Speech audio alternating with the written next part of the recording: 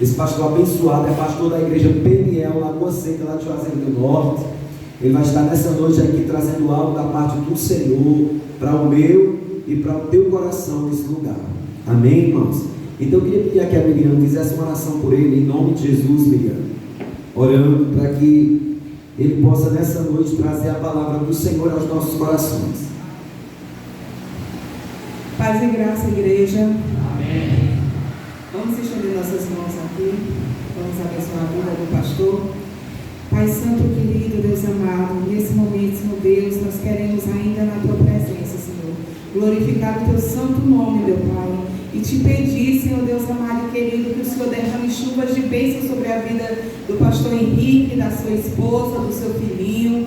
Deus, em nome de Jesus, guarda-os, meu Pai, livra-os de todo mal. E nesse momento o Senhor venha escondê-los, meu Pai Santo e querido, para que a Tua porção, Senhor Deus, possa ser multiplicada, Senhor Deus, através da boca do Teu servo. Pai, nós cremos, Senhor Deus, que nós estamos aqui por um propósito, Senhor Deus, que o Senhor nos trouxe até aqui. Sei que o Senhor deseja falar a cada um. Pai, prepara o nosso coração para receber essa semente, que ela possa achar terra boa em nós, que todo ladrão da semente seja repreendido desde já em nome de Jesus, Senhor. Que o Senhor possa nos livrar, nos guardar, e o Senhor possa, meu Pai Santo querido, nos direcionar naquilo que o Senhor já colocou no coração do Teu servo para esta noite, para nós recebermos, em nome de Jesus. Amém? Amém. Pai do Senhor Jesus. Amém. Então eu estou vindo lá de Juazeiro, congrego lá, sou pastor lá em Juazeiro do Norte, no bairro chamado Lagoa Seca. Foi a igreja que iniciou aqui em Juazeiro, né? E dela saíram outras. Depois nós conhecemos o pastor Acrismar, né? E é uma bênção. Estou há 11 anos servindo ao Senhor e muito feliz, como a irmã já falou, tem uma esposa maravilhosa que está em casa e tem um bebezinho de 7, vai fazer 8 meses, por isso não pode estar vindo comigo, né? Porque tem que amamentar, dormir é difícil, eu vou dormir aqui hoje, então precisei vir sozinho, né? Participei da trilha, foi uma bênção, experiência maravilhosa em todos os sentidos. Não foi fácil também para mim, cansativo realmente, uma trilha muito boa, né? Os irmãos capricharam aí na trilha, mas foi uma bênção, um aprendizado muito grande, realmente assim, foi maravilhoso, né? Eu tenho certeza que eu não preguei melhor que os irmãos que pregaram antes, porque foi realmente de excelência as ministrações, né? E eu só pude acrescentar, né? Foi realmente maravilhoso mesmo, uma bênção, e eu estava sentindo a presença do Senhor poderosa aqui, muito, mas muito.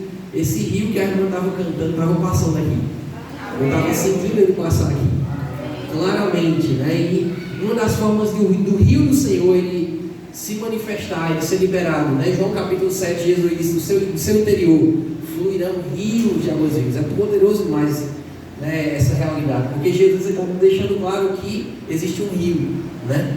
Lá em João 4, né, a Bíblia fala da história da mulher samaritana, que Jesus foi no poço conversar com a mulher e Jesus falou para aquela mulher que tinha uma água, né, água que ele daria para ela, jamais ela voltaria a ter sede.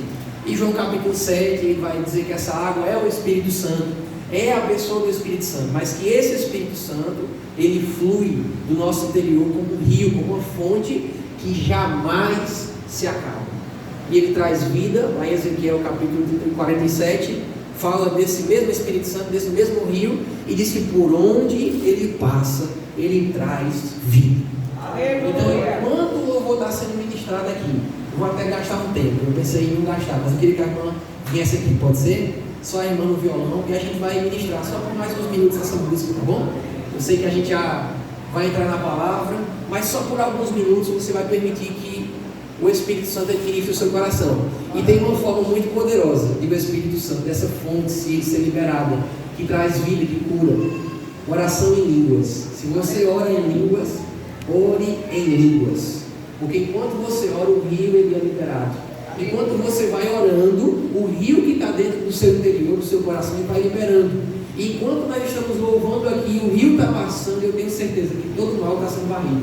Toda tristeza, toda angústia, toda depressão, todo espírito de suicídio, todo espírito de morte, todo espírito contrário, ele vai sendo removido aqui, vai sendo arrancado aqui, arrastado, como quando tem aquelas enchentes, né? E vai arrancando tudo, vai levando toda a sujeira, todo o lixo. O Espírito de Deus está nesse lugar, ele está dentro do seu coração, ele está fluindo aqui nesse lugar. Se você ora em línguas, pode orar em línguas nessa hora. Está até em máscara, né? Fica até melhor, ninguém vai ouvir se você tiver vergonha. Mas se você ora em línguas nesse momento, você pode orar em línguas. Deixa o Espírito Santo, deixa a água do Senhor fluir no seu interior. Essa própria água ela vai trazer cura no seu coração. Às vezes a gente pensa que precisa que alguém ministre na nossa vida. Às vezes a gente pensa que precisa que alguém coloque a mão na nossa cabeça. Às vezes a gente precisa que alguém ministre no nosso coração. Porque tem algo morto dentro do nosso coração. Às vezes tem uma área da nossa vida que está paralisada, que está morta. Mas a Bíblia diz que por onde esse rio passa, ele traz vida. Ele traz vida. E ele está nesse lugar. Ele está nesse lugar, eu tenho certeza. Você vai ser curado nessa hora. Você vai ser curado nessa hora. Feche os seus olhos, por favor. Deixe esse louvor ministrar o seu coração nessa hora. Só feche o seu olho. Deixa o rio passar. Deixa o rio passar nessa hora. Ele está curando.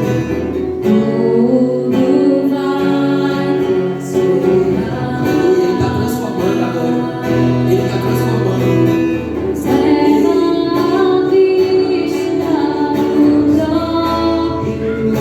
É a vida do próprio Deus dentro de você.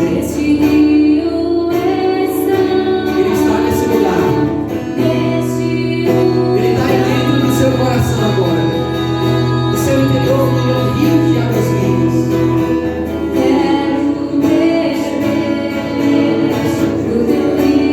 Beba do rio do Senhor nesse momento. Passa aqui, Jesus. Passa rio. Passa. Deixa esse rio lavar o seu interior agora. Creia. Está passando um rio agora. Ele está varrendo o seu coração agora. Ele está limpando o seu coração agora. Você pode continuar. Águas vivas. Aleluia. Tu és a fonte, Senhor. Tu és a fonte, Jesus. Passa nesse lugar, Senhor. Passa nesse lugar, Senhor. Passa nesse lugar, Jesus. Passa nesse lugar. Ele está passando. Não se preocupe, não. Não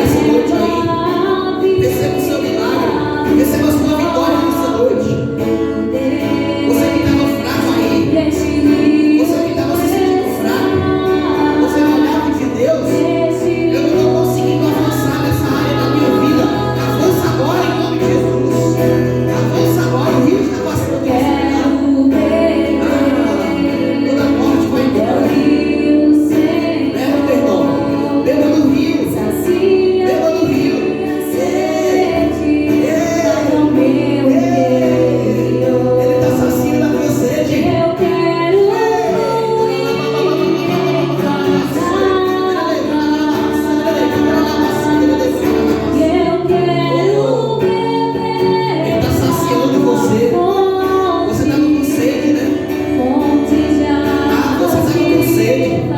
Aí você estava procurando saciar sua sede com a bebida, né? Estava procurando saciar sua sede com relacionamentos, não é verdade? Você estava tentando saciar sua sede com dinheiro, não é verdade? Você estava tentando saciar sua sede de tantas formas, mas esse rio está nesse lugar, ele está saciando a sua sede. Sinta a sua sede sendo saciada agora. O que ninguém pode te dar, o que o dinheiro não pode te dar, o que os homens não podem te dar, o que as mulheres não podem te dar, o rio, ele pode te dar, porque ele é o próprio Espírito Santo, ele é o próprio Espírito Santo, ele está aí dentro de você.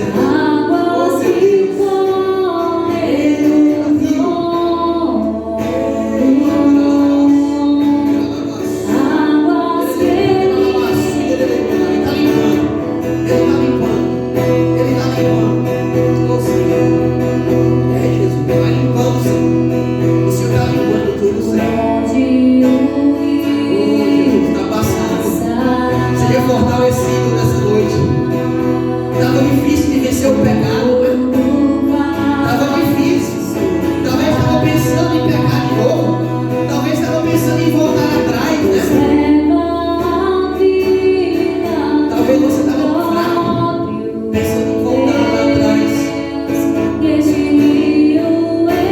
estava pensando em fazer as coisas que você fazia antes. Não precisa fazer. O Espírito Santo está aqui. Não precisa, ele está aqui. Ele está aqui para te fortalecer nessa noite. Ele está aqui para te curar. Ele está aqui para te levantar. Não desista não. Não desista não. Não desista não. Deus tem o melhor para você. Não desista não, ele tem o melhor. Desista não. É só continuar. É só você continuar, ele tem o melhor. Ele tem o melhor. Não desista não. Não desista, ele ama a sua família, ele ama a sua esposa, ele ama os seus filhos, ele ama o seu marido, ele ama a sua casa, ele ama você. Não desista não, ele está ouvindo a sua oração. Não desista não, não desista, não pare, não pare, não pare. Siga em frente, siga em frente, siga em frente. Ele está contigo. Ele está contigo nessa noite. Não pare não, segue em frente. Ah, mas está difícil, siga em frente. Ele é contigo. Está difícil, é verdade, mas ele vai te ajudar. Ele vai te ajudar a passar por um lugar que talvez você achasse que não iria conseguir passar. Ele vai te dar uma graça a mais. Ele vai te dar uma capacitação a mais. Não dê ouvidos aos seus amigos. Não dê ouvidos às suas amigas. Não dê ouvidos às pessoas que ficam te chamando aí, dizendo: vem, deixa disso. Deixa o negócio de Jesus, o negócio de igreja. Não dê ouvidos a elas. Siga Jesus. E amanhã elas vão procurar você para você ajudar elas. Não desista. E amanhã, quem está aqui dizendo: não vai para a igreja não, deixa disso. Amanhã eles vão te procurar para dizer assim: me ajuda, me ajuda. Jesus transformou a tua vida, me ajuda. Eu também quero esse Jesus, não desista. Você vai ser um testemunho para outras pessoas. Você vai ser um testemunho para outras pessoas. Se você não desistir, você vai ser um testemunho para outras pessoas. Aleluia. Glória a Deus. Aleluia. Só nessa música, a pregação toda tá bom demais. Abra sua Bíblia em Êxodo capítulo 13, por favor. Êxodo capítulo 13.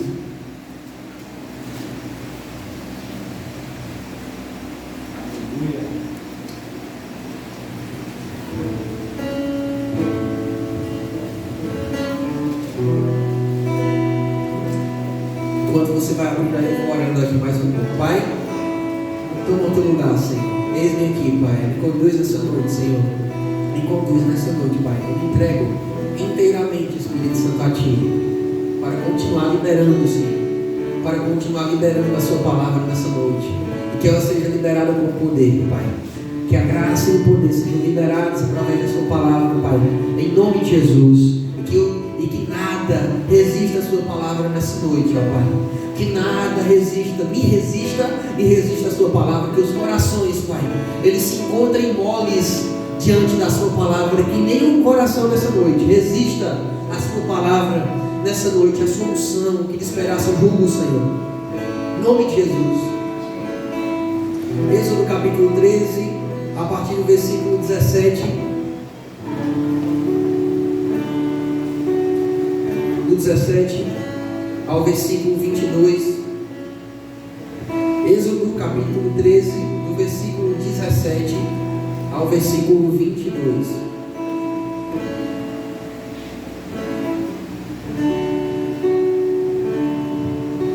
Glória a Deus. Êxodo 13, do 17 ao 22. Êxodo capítulo 13, do versículo 17 ao 22. Vamos lá. Meu título diz assim: Deus guia o povo pelo caminho. Tendo Faraó deixado ir o povo, Deus não o levou pelo caminho da terra dos filisteus, posto que mais perto, pois disse, para que porventura o povo não se arrependa, vendo a guerra e torne ao Egito. Porém Deus fez o povo rodear pelo caminho do deserto, perto do mar vermelho, e arregimentados, ou então armados, subiram os filhos de Israel do Egito. Também levou Moisés consigo os ossos de José do Egito, todos nós conhecemos, pois havia este feito os filhos de Israel jurarem solenemente, dizendo: certamente Deus vos visitará. José disse: que se acontecer. Daqui, pois, levai convosco os meus ossos. Tendo, pois, partido de Sucote, acamparam-se em Etam, uma região, à entrada do deserto. O Senhor ia adiante deles durante o dia, numa coluna de nuvem, para os guiar pelo caminho. Durante a noite, numa coluna de fogo, para os alumiar, a fim de que caminhassem de dia e de noite. Nunca se apartou do povo a coluna de nuvem durante o dia, nem a coluna de fogo durante a noite.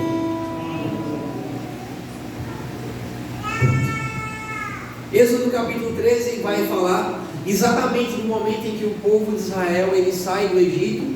Essa história é bem conhecida, tem novelas, Os 10 Mandamentos e várias outras coisas aí, filmes que já foram feitos que contam a história de Moisés.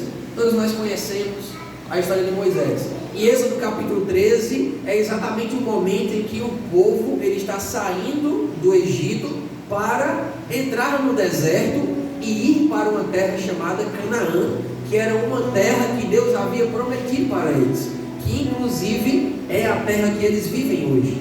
Existe uma nação chamada Israel, que todos nós conhecemos, e aonde eles estão é a terra de Canaã. Deus deu a eles a terra de Canaã. Só que hoje essa terra está dividida entre israelenses e palestinos. E é lá onde existem muitas guerras, bombas, E a gente vê muitas notícias aí de muitas guerras, muitas bombas, muitas coisas acontecendo. Porque eles lutam por essa terra, a terra que Deus deu ao povo de Israel. Mas Deus então levanta um homem chamado Moisés para tirar o povo de Israel do Egito. Eles estão saindo do Egito e Êxodo capítulo 13 vai contar exatamente esse episódio. A Bíblia diz que eles estão saindo do Egito arregimentados. Essa palavra, ela significa duas coisas. Primeiro, eles saíram armados. E segundo, eles saíram em posição de batalha. Eles saíram em fileira, em posição de batalha. Todos nós também sabemos, ou se não sabemos, depois você pode pesquisar, você pode ler, que o povo de Israel saiu do Egito fugido do faraó. Não é verdade? A Bíblia diz que o povo de Israel estava há 430 anos servindo no Egito ao faraó. Deus levanta Moisés vai lá. O faraó não quer deixar o povo ir embora da escravidão para a terra de Canaã, e Deus começa a enviar as pragas. E quantas pragas Deus envia? 10 pragas Deus envia. Na 10ª praga, o faraó deixa eles irem embora. Agora, é muito interessante que eles estão fugindo, e de acordo com o texto, a Bíblia diz assim: e Deus não os tirou do Egito pelo caminho dos filisteus, porque Deus pensou que eles, vendo a guerra, voltariam para o Egito. Olha que coisa interessante. Deus está tirando o povo de Israel do Egito. Deus já tinha feito muitos sinais, muitas coisas acontecerem, e o povo está saindo.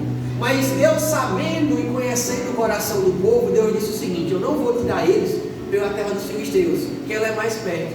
É como se nós que fizemos a trilha hoje houvesse um caminho mais perto, talvez houvesse um caminho mais perto, e quem fez a trilha decidiu não ir pelo caminho mais perto, mas colocou o caminho mais longe, né? Colocou o caminho mais longe. Foi o que Deus fez quando estava tirando o povo ali do Egito. Colocou o caminho mais longe, o caminho do deserto. Por que Deus fez isso? Porque Deus disse o seguinte: eles vão ver a guerra. Deus sabia que o povo do Egito iria vir para se encontrar com eles no deserto, para destruí-los, para matá-los. Nós vamos ver isso nos outros capítulos, no capítulo 14. E Deus sabia que naquela hora o coração deles iria retroceder, e eles iriam pensar o seguinte: não, vamos voltar para o Egito, vamos voltar a ser escravos de Faraó. Ao invés de enfrentar o Faraó, ao invés de enfrentar o Egito, eles iriam voltar e dizer assim: não, é melhor nós sermos escravos do Egito, do Faraó, porque assim será melhor para nós. Isso fala algo muito importante para nós, porque o povo estava com Deus, e se o povo estava com Deus, então com certeza a vitória seria deles. Mas Deus conhecia que o coração daquele povo era um coração que havia sido escravizado por muitos anos, e que quando o negócio apertasse, eles iam desistir de Deus, e eles iam voltar à escravidão. Isso fala para nós sobre pessoas que viveram muito tempo escravizadas pelo diabo. Isso fala para nós de pessoas que viveram muito tempo escravizadas pelo pecado e por situações, e que na hora do confronto, na hora da libertação, ao invés de confiar em Deus, de saber que Deus está com ela, quando eles veem as coisas apertando, eles dizem assim: não, quer saber, eu não vou mais para a igreja, não quer saber, eu não vou mais buscar a Deus, porque está ficando mais difícil a minha vida. Eu estou buscando a Deus e está ficando mais difícil a minha vida. É lógico que está ficando mais difícil. Você está saindo do Egito, e se você viveu no Egito por muitos anos, e o Faraó era o seu senhor por muitos anos, saiba uma coisa: o Faraó, ele não vai querer perder você fácil. Ele não vai querer perder você fácil. Ele vai fazer resistência sim. Mas eu quero dizer a você: não volte para o Egito. Não volte para o Egito. Está apertando, a guerra está acontecendo, você está vendo que está sendo difícil, mas não volte para o Egito. Deus está com você. Não volte para o Egito. Não volte para a escravidão. Deus está com você. Aleluia! E tem gente que Deus está tirando do Egito para Canaã. Canaã fala de uma plenitude de Deus, mas a pessoa ela retrocede, ela não confia, não consegue confiar, e ela decide viver no Egito. Mais na frente, no capítulo 14, a Bíblia diz que eles disseram o seguinte: nossa, mas no Egito tinha comida, no Egito tinha carne, no Egito tinha isso, no Egito tinha aquilo. E eles então queriam até voltar por isso. E quando nós não estamos com o Senhor, o diabo, ele nos oferece algumas coisas. Quando nós não estamos com o Senhor, o diabo, ele nos oferece algumas coisas. Oferece uma cebolinha, oferece uma carninha, oferece uma coisinha, só para manter a pessoa naquele lugar. Mas eu quero dizer, existe uma vida muito melhor com o Senhor. Ah, mas eu vou sair, então quer dizer que até hoje eu estava vivendo uma vida de apenas uma carninha, apenas uma cebolinha, uma vida escravizada, onde eu tinha apenas migalhas, que o mundo me dava, que o diabo me dava, que o pecado me dava, e agora eu vou sair e simplesmente vou servir ao Senhor e vai ser mil maravilhas. Não, vai ter resistência, vai ter resistência, mas eu quero dizer a você que você vai vencer. Não retroceda, você vai vencer. Não precisa voltar. Não aceita a mentalidade de escravo. Não aceita, você não precisa viver uma vida abaixo da vida que Deus tem para você. A vida que Deus tem para você é uma vida muito abençoada. Ela é uma vida muito poderosa, muito prazerosa, é uma vida de propósito. Tem muitas pessoas aqui que sabem disso, né? Muitas pessoas que têm um testemunho muito forte. Deus tem uma vida para você.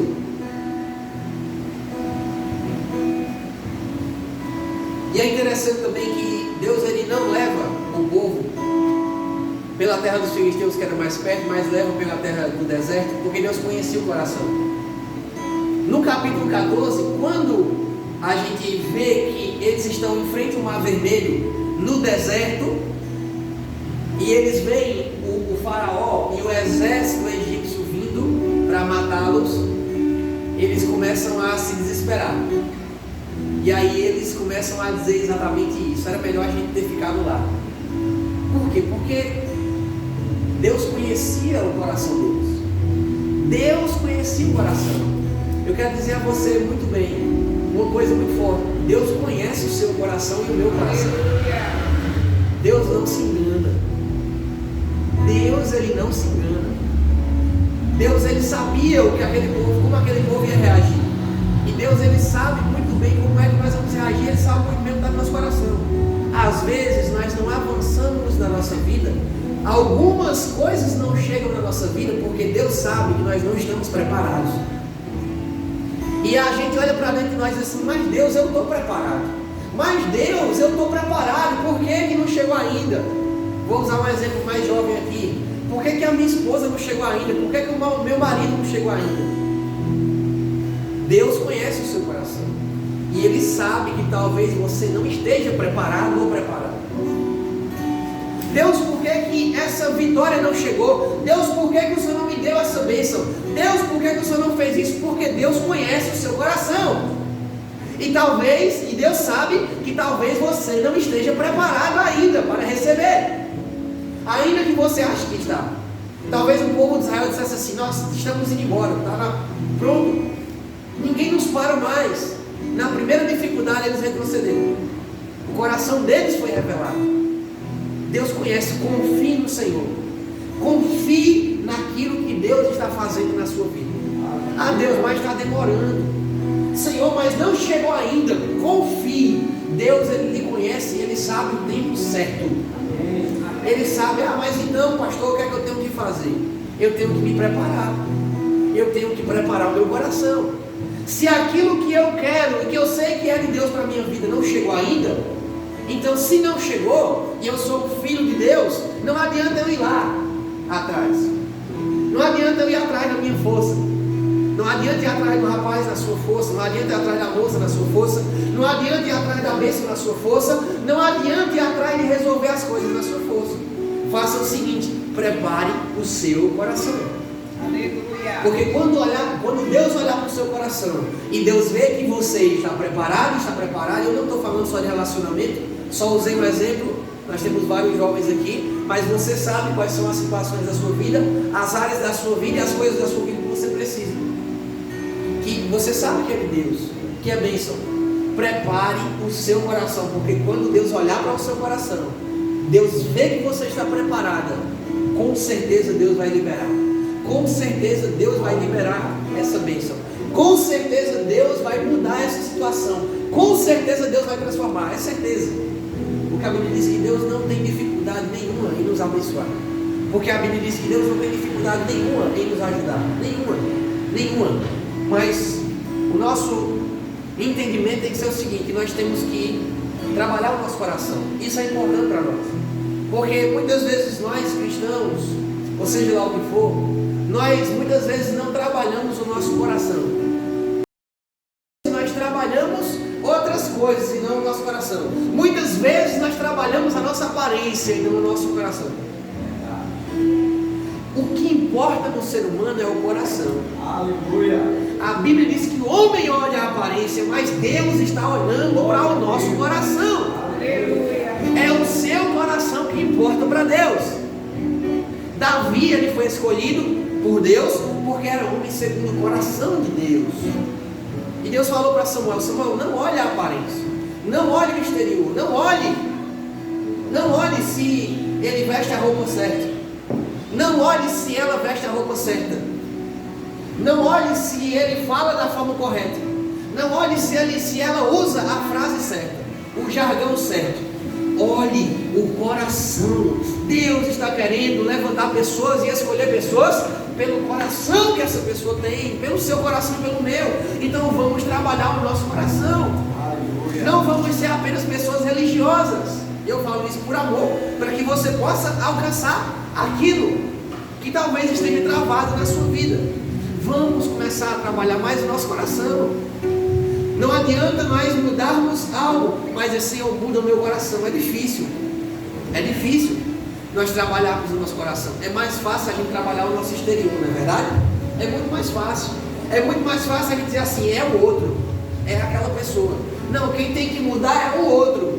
Agora, quando a gente olha para dentro de nós assim: Deus, sou eu que tenho que mudar.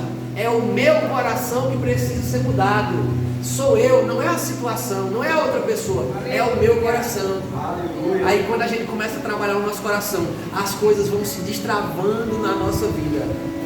Elas vão se destravando. Porque a Bíblia diz: onde estiver o teu coração, aí está também o teu tesouro. Aí está também o teu tesouro. A sua energia, o seu interesse, a sua força vai estar aonde está o seu coração. Então nós precisamos colocar o nosso coração no lugar certo.